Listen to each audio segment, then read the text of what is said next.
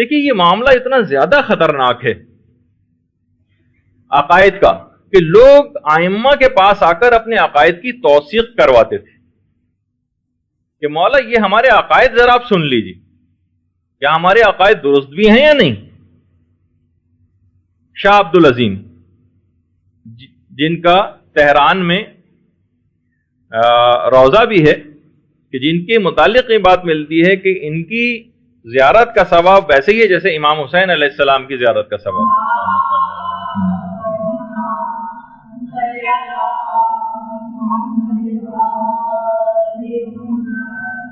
یہ آتے تھے اور اپنے عقائد امام کو سناتے تھے، اتنی جلالت کے باوجود اپنے عقائد کی توثیق آ کر کرواتے تھے کہ مولا سن لیجئے میرے عقائد صحیح بھی ہیں یا صحیح نہیں ہیں۔ کسی اصحاب ائمہ میں سے اگر کسی کو کوئی کتاب ملتی تھی تو یہ نہیں کہ جس طرح ہمیں بس کتاب لائے اس کے اندر کوئی حدیث پڑھی اور اس کے اوپر مثلا ہم نے اچھلنا شروع کر دیا اور اسی کے اوپر اپنے نظریات بنا لیے، تحقیق کیے بغیر کہ حدیث صحیح بھی ہے یا نہیں، اس کے حقیقی معنی کیا ہیں، علماء نے اس کی کیا تفسیر بیان کی ہے، یہ کہیں کسی قرآنی آیات سے متصادم تو نہیں ہے، مسلمات عقائد سے کہیں جو ہے منافات تو نہیں رکھتی ہے۔ غرض اس طرح کی تمام چیزیں ائمہ کے اصحاب اپنی کوئی کتاب بھی ان کو ملتی تھی اور کسی آتھینٹک آدمی سے بھی ملتی تھی تب بھی امام کی خدمت میں آ کر پیش کرتے تھے۔ جیسے ایک دفعہ ملتا ہے کہ ابو جعفر جعفری کہتے ہیں کہ یونس ابن عبد الرحمن کی کتاب ہم کو ملی۔ یونس ابن عبد الرحمن 3 ائمہ کے بہت قریب ترین صحابیوں میں شمار ہوتے تھے،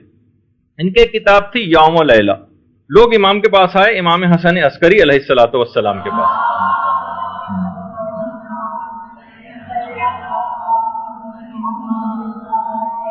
اور لا کر ان کی کتاب لا کر امام کی خدمت میں پیش کی کہ مولا اس کتاب کو دیکھ کر بیان کیجئے کہ اس کے اندر جو باتیں مندرجات وہ صحیح ہیں یا نہیں۔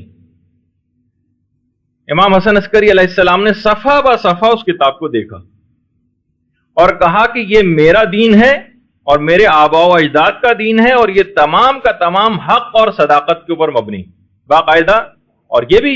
امام نے فرمایا کہ اس کتاب کے ایک ایک حرف کے بدلے یونس ابن عبد الرحمن کو خدا قیامت میں ایک نور عطا کرے گا۔ کتنی بڑا ان کا جو ہے وہ نام ہے۔ اب آپ خود اس سے اندازہ لگائیے کہ ان جیسے شخص کی یعنی باقاعدہ رجال کشی کے اندر جو ہے یہ روایت موجود ہے کہ یونس ابن عبد الرحمن جیسا جلالت رکھنے والا، جن کے متعلق 8ویں امام کا ایک جملہ ہے کہ یہ آج کل کے زمانے میں ایسے ہی ہے جیسے پیغمبر کے زمانے میں سلمان فارسی ہوا کرتے تھے،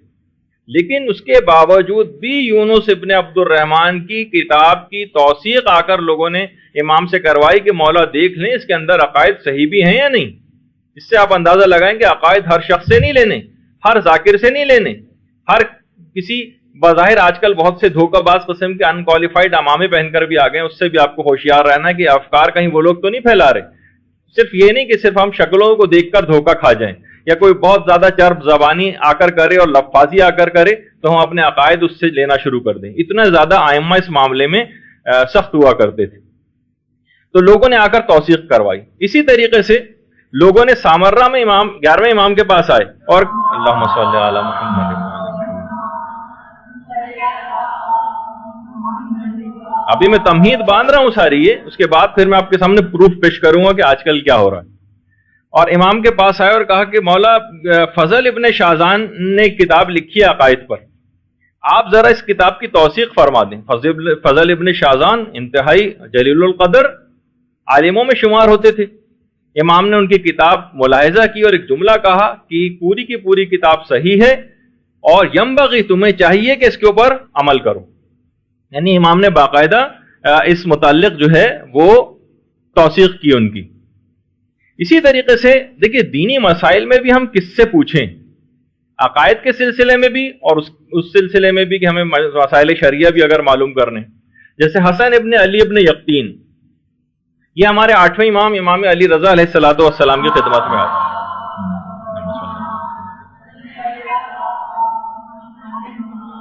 کہا کہ مولا میں ہر وقت آپ کی خدمت میں حاضر ہو کر مسائل شریعہ نہیں پوچھ سکتا، ظاہر ہے کہ ہو سکتا ہے کہ بہت دور ان کی رہائش ہو۔ کہا کہ کیا آپ یونس ابن عبد الرحمن کو، جن کا اس سے پہلے تذکرہ آیا، کیا آپ ان کو قابل اعتماد سمجھتے ہیں؟ کیا ہم اپنی معلومات ان سے حاصل کر سکتے ہیں مسائل شریعہ سے متعلق؟ امام نے فرمایا ہاں، یونس ابن عبد الرحمن سے تم معلومات لے سکتے ہو. یعنی ہر کس و ناکس نہیں کہ مولا جو بھی ممبر پہ بیٹھ جائے. امام نے کہا جو بھی بیٹھ جائے اس سے جا کر معلومات لے لو. نہیں, کہا کہ یونس ابن عبد الرحمن کی امام نے تائید کی. اسی طریقے سے علی ابن مسیب, یہ بھی ہمارے 8ویں امام کے پاس جو ہے یہ آئے اور کہا کہ مولا میرا گھر بہت دور ہے, بہت دور ہے, میں کس سے علم دین حاصل کروں. دیکھیے یہ خود جملہ بتا رہا ہے کہ علم دین حاصل کرنے میں لوگ کتنا زیادہ کہ امام کے پاس آ کر پوچھا کرتے تھے, حالانکہ خود امام موجود ہے. کہا کہ مولا میرا گھر بہت دور ہے, آ نہیں سکتا ہے بار بار آپ سے چیزیں پوچھنے کے لیے, کس سے میں علم دین حاصل کروں. فرمایا زکریا ابن آدم سے کیوں نہیں حاصل کرتے. امام نے فرمایا زکریا ابن آدم سے حاصل کرو, کیونکہ دین اور دنیا کے معاملات میں زکریا ابن آدم امین ہے. زکریا ابن آدم وہی ہیں زکریا ابن آدم قمی, کہ جب زکریا ابن آدم نے قم سے باہر جانے کا ارادہ کیا تھا تو امام نے فرمایا تھا زکریا قم سے باہر نہ جانا, کیونکہ تم قم والوں کے لیے امان کا باعث ہو, قم والوں کے لیے تم امان کا باعث ہو. تو امام اس قسم کے افراد کے متعلق کہا کرتے تھے کہ تم جو ہے زکریا ابن آدم سے جو ہے اپنے مسائل پوچھو. اسی طریقے سے عمر ابن حریث, یہ چھٹے امام کی خدمت میں آتے ہیں اور آ کر کہتے ہیں کہ مولا میں آپ پر قربان, کیا میں اپنے عقائد اور اپنے دین کو آپ کی خدمت میں پیش نہ کروں. دیکھیے خود آ کر اپنے عقائد کو پیش کرتے تھے. امام نے فرمایا ہاں اپنے عقائد پیش کرو. اس کے بعد عمر ابن حریث نے سارے اپنے عقائد بیان کیے. تو امام صادق نے سن کر کئی مرتبہ یہ بات عمر ابن حریث سے ارشاد فرمائی کہ خدا تم پر رحم کرے, خدا تم پر رحم کرے, خدا تم پر رحم کرے. بخدا یہی خدا, اس کے ملائکہ اور میرے آبا و اجداد کا دین ہے, اور اس دین کے علاوہ خدا کسی اور دین کو قبول نہ کرے گا. تو اتنی مسائل کے اندر اور اتنی عقائد کے اندر اتنی باریک بینی کے ساتھ ائمہ معصومین علیہم السلام کام کیا کرتے تھے. اور ائمہ خاص طور پر دینی معاملات میں انتہائی شدت کے ساتھ گرفت کرتے تھے. دینی معاملات میں بڑی شدت کے ساتھ ایک ایک حرف کی کمی بیشی کو برداشت نہیں کرتے تھے دین کے اندر, حتیٰ کہ دعاؤں کے اندر برداشت نہیں کرتے تھے. دیکھیے یہ صرف اس وجہ سے میں بتا رہا ہوں کہ یہ معاملہ کتنا سخت ہے. یہاں ہر کتاب کو پڑھ کر, کسی بھی ذاکر سے سن کر, کوئی بھی خود ساختہ تعویل کسی بھی حدیث کی کر کے ہم اپنے پورے عقیدوں کی عمارتیں اس کے اوپر کھڑی کر لیتے ہیں, جو کہ انتہائی خطرناک رویہ ہے. اس سے لوگوں کے دماغ کتنے تبدیل ہو گئے ہیں. میں ابھی آگے چل کر کچھ کلپس آپ کو دکھاؤں گا, آپ حیران ہو جائیں گے کہ اتنی تبدیلی آ چکی ہے معاشرے کے اندر. اور ہم آنکھیں بند کر شتر مرغ کی طرح سے اگر زمین کے اندر اپنا منہ دبا لیں یا کان آنکھ بند کر کے بستر پہ لیٹے رہیں اور ہر پوری دنیا مافیا سے بے خبر رہیں, تو واقعی ہر چیز بالکل ٹھیک نظر آئے گی آپ کو. بالکل سب صحیح جا رہا ہے ماشاءاللہ, سارے مومنین بڑے صحیح العقیدہ ہیں. ابھی پتہ چل جائے گا آپ کو کہ عقیدوں کا کیا حال ہو گیا. تو ائمہ بڑی شدت کے ساتھ گرفت کرتے تھے. عبداللہ ابن سنان راوی ہیں,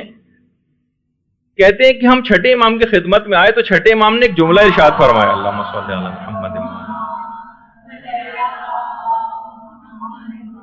کہ لوگ ان قریب مختلف قسم کے شکوک میں گرفتار ہو جائیں گے. میرے پاس اتنا وقت نہیں ابھی ان کی عربی عبارت بھی پڑھوں. لوگ مختلف قسم کے شکوک کے اندر گرفتار ہو جائیں گے, اور اس آفت سے محفوظ رہنے کا طریقہ ہے کہ تم دعائے غریق پڑھو. لوگوں نے پوچھا کہ مولا دعائے غریق کیا ہے, تو امام نے فرمایا, کیا فرمایا, یا اللہ ہو یا رحمان ہو یا رحیم یا مقلب القلوب ثبت قلبی علی دینی. امام نے جملہ ارشاد فرمایا. راوی کہتا ہے اس نے یاد کرنے کے لیے کہ مجھے یہ دعا یاد ہو جائے, میں دہرانے لگا اور کہا کہ یا مقلب القلوب والابصار ثبت قلبی علی دینک. امام نے کہا کہ دیکھو یقیناً خدا مقلب القلوب والابصار ہے,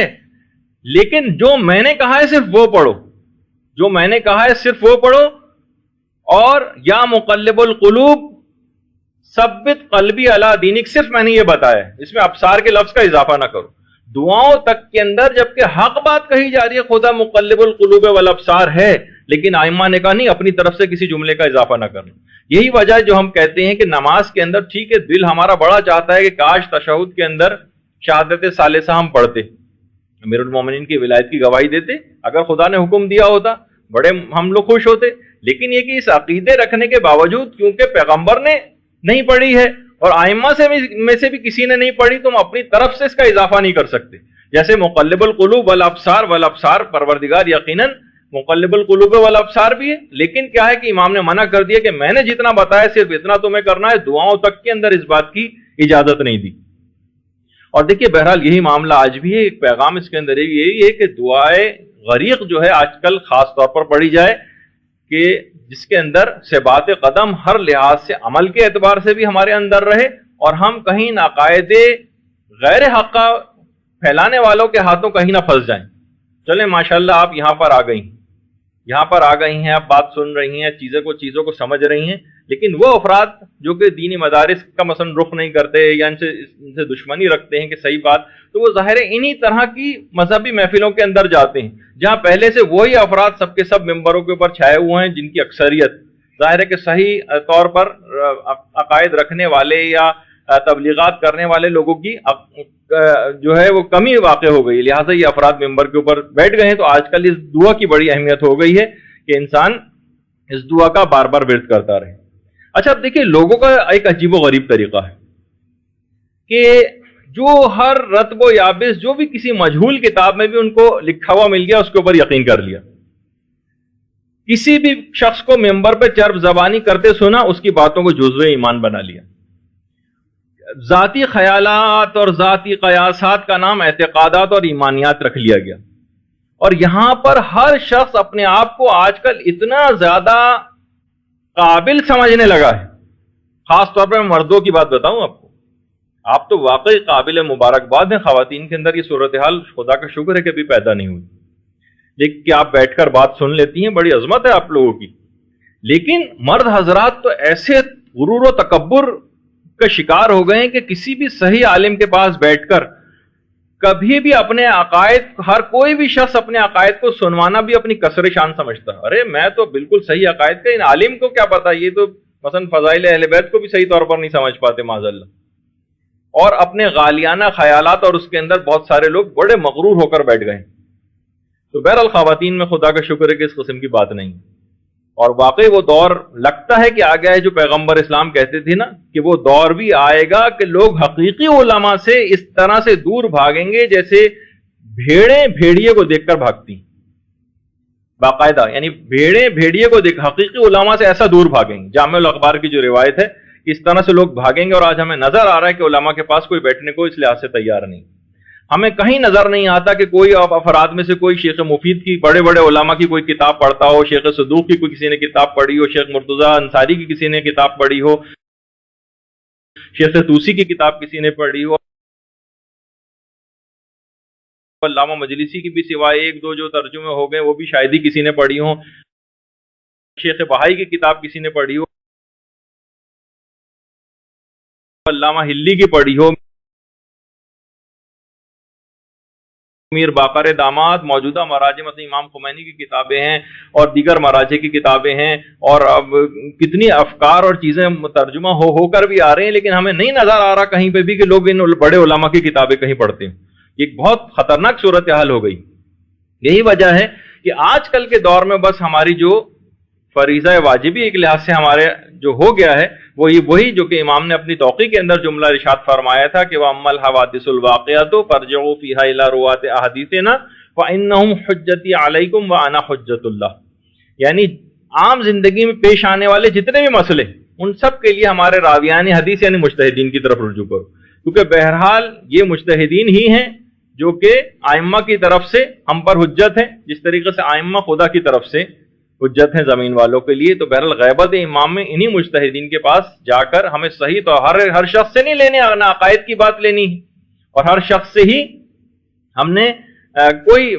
باریک قسم کے جسے ہم کہتے ہیں کہ سوفسٹیکیٹڈ یا ڈیلیگیٹ قسم کے جو عقائد ہوتے ہیں اس کی بھی کوئی تفصیل عام لوگوں سے یا عام ذاکرین سے سن کر اس کو اپنا جزو ایمان نہیں بنانا، مرکز سے ہمیشہ وابستہ رہنا ہے۔ وہ جو علامہ اقبال کہا کرتے تھے نا کہ قوموں کے لیے موت ہے مرکز سے جدائی، وہ صاحب مرکز تو خود ہی کیا ہے خدائی۔